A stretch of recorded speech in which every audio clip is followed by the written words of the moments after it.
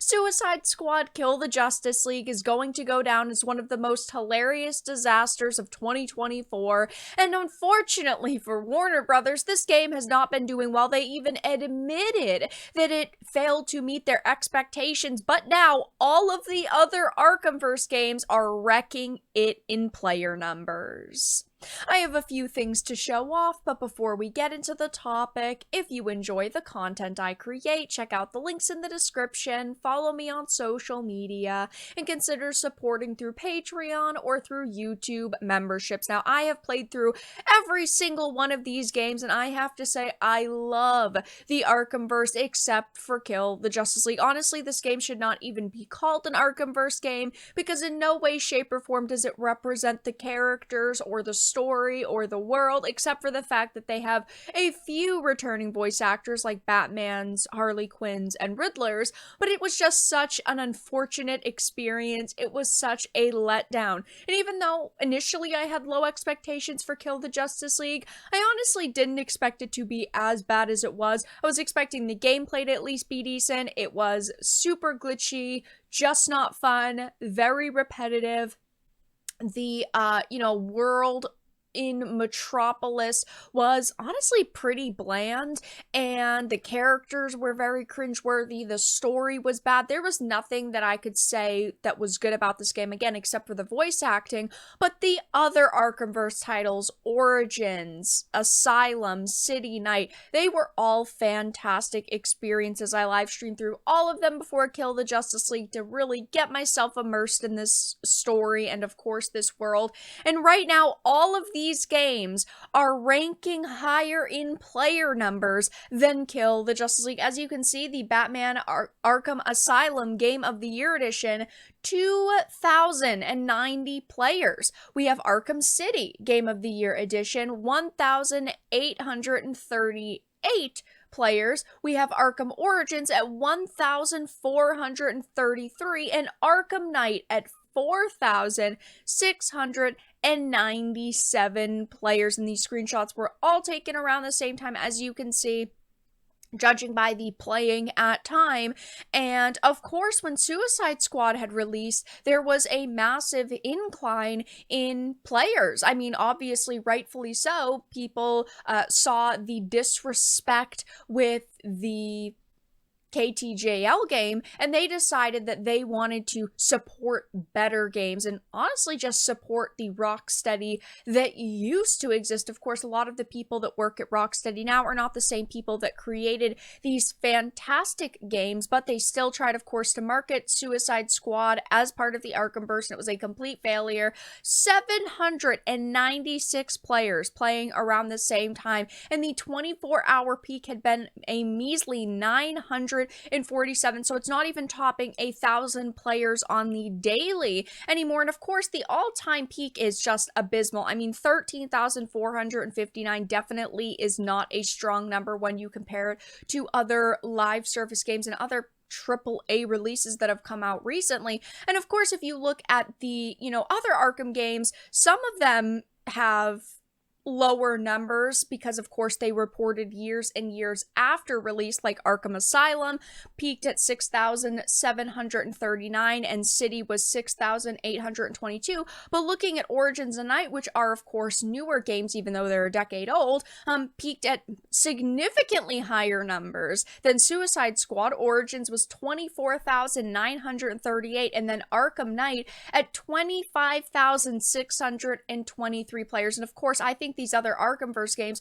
are significantly better than Kill the Justice League. They do not even deserve to be compared. But of course, even Warner Brothers has straight up admitted that Suicide Squad did terribly for them. I did cover this in another recent video, but Suicide Squad Kill the Justice League has fallen short of our expectations, according to the Warner Brothers Discovery Chief Financial Officer. And I could have told you that weeks ago when the game released, just judging by how much negativity there was surrounding this game and how many people were disappointed. We almost knew for certain at that point that this game was going to be titled, a failure for them, and they were going to say that it did not do the numbers they were expecting, but of course it's always good to actually see them admit that it did not do good and it fell short of their expectations, and this is what they deserve because they had created an awful game. If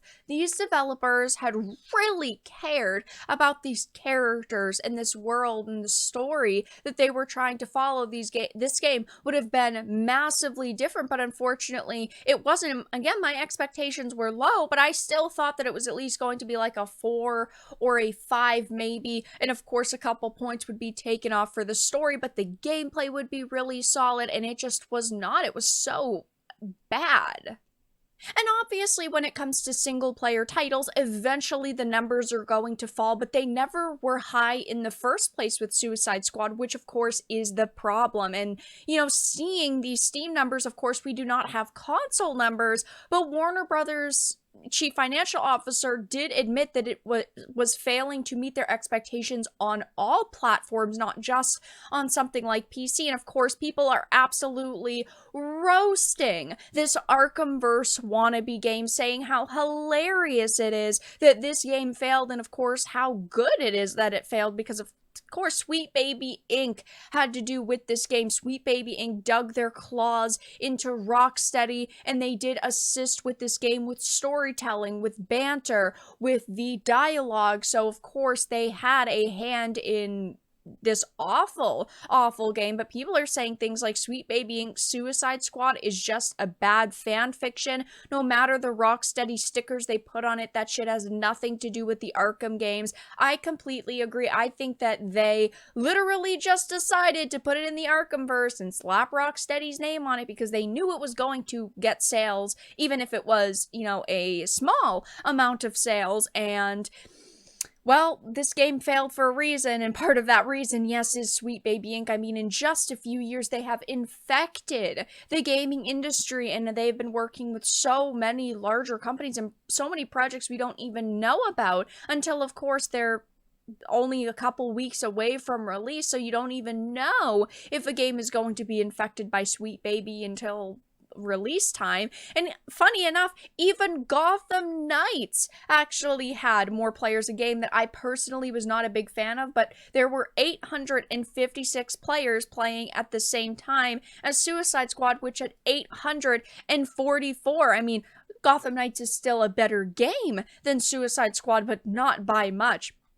And of course, people are laughing at Sweet Baby Inc., at Rocksteady, at Warner Brothers for this absolute failure. And I think it's hilarious too. I'm honestly glad to see this game fail because it's a live service shit show. And I really hope that going forward, Rocksteady, if they decide to continue this series, they actually try to hone in on what made the Arkhamverse special in the first place. There are still characters they can use besides ones like Batman. It might not be directly, Batman Arkhamverse, but they still could continue the Arkhamverse in some way with all of the characters that we had. But at this point, I personally wouldn't trust Rocksteady because they worked with Sweet Baby once. They could work with them again, and we do know Kill the Justice League has upcoming DLC. They initially said they wanted to do 6 rounds of DLC, and we know that there are 2 done at this point, so maybe they'll just release the 2 and then let this game fade into oblivion. Maybe they will go all out and actually decide to release all 6. Only time will tell, but Suicide Squad has done awful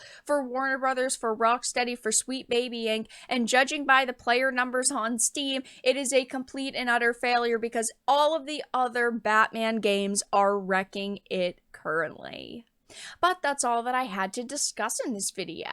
Let everyone know your thoughts in the comment section down below. If you enjoyed this, give it a like, and if you didn't, give it a dislike. I appreciate your support either way, but I will talk to you all again in the next video really soon.